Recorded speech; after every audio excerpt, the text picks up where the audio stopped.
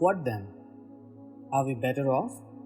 Certainly not, for we have already charged that Jews and Greeks alike are all under sin, just as it is written, there is no one righteous, not even one.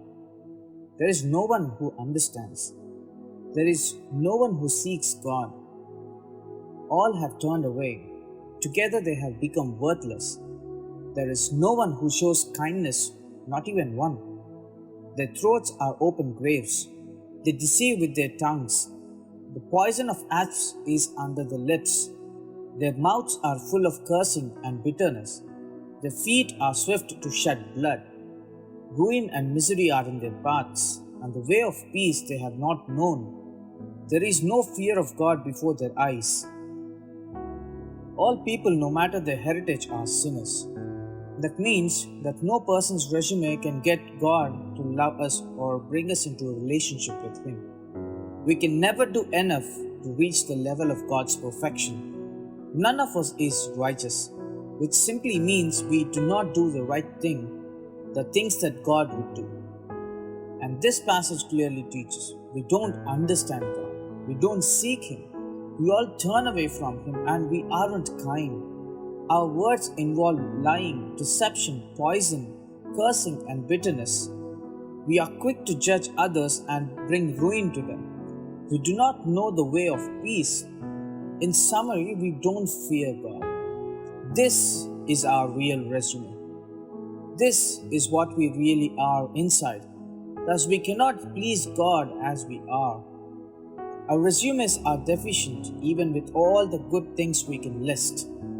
Romans 5:10 says, for if while we were enemies we were reconciled to God through the death of His Son, how much more, since we have been reconciled, will we be saved by His life?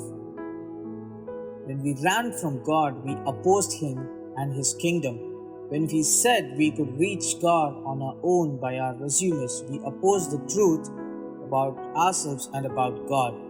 We were His enemies because we were essentially standing with the other side. We may not have persecuted anyone, we may not have openly attacked God in any way, but essentially called Him a liar when we said we were good enough for a relationship with Him. Are you depending on your own goodness to commend yourself to God and be accepted by Him? It is a deficient resume, no matter how religious it may be.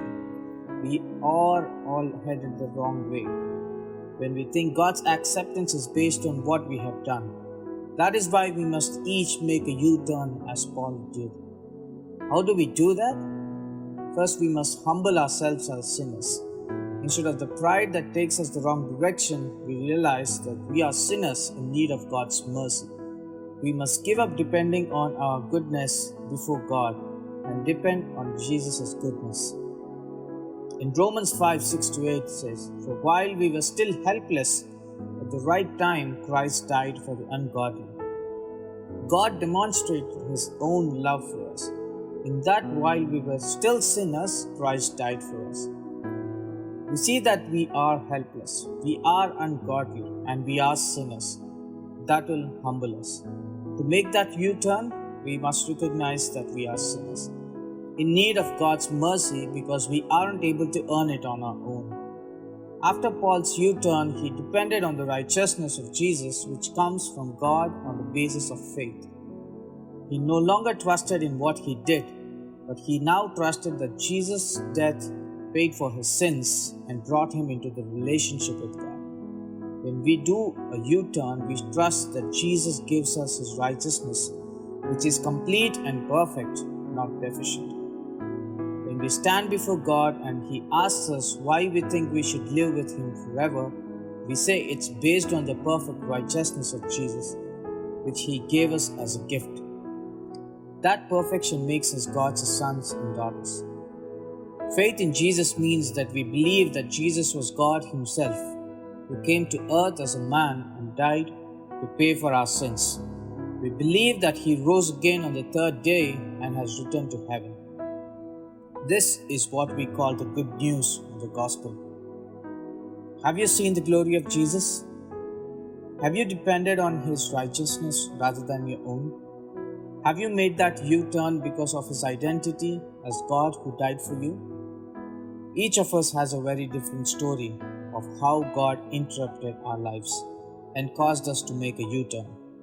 There may be someone who is going in the wrong direction, trusting that you are good enough to merit God's favor. You may be very religious, as Paul was, or you may have totally denied the existence of Jesus or His right to control your life.